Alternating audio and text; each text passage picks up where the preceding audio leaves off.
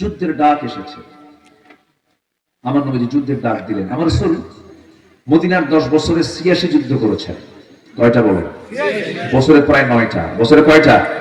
ইসলাম এমনি এমনি আসে নাই ভাই, আমরা তো সস্তা পাইছি, এমনি এমনি ইসলাম আসে না।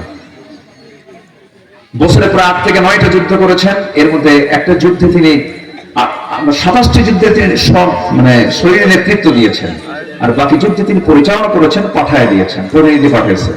তো মুতার যুদ্ধ ছিল একটা বড় যুদ্ধ, যে যুদ্ধে রোমান সৈন্যরা ছিল 1 লক্ষ আর মুসলমানরা ছিলেন 3000।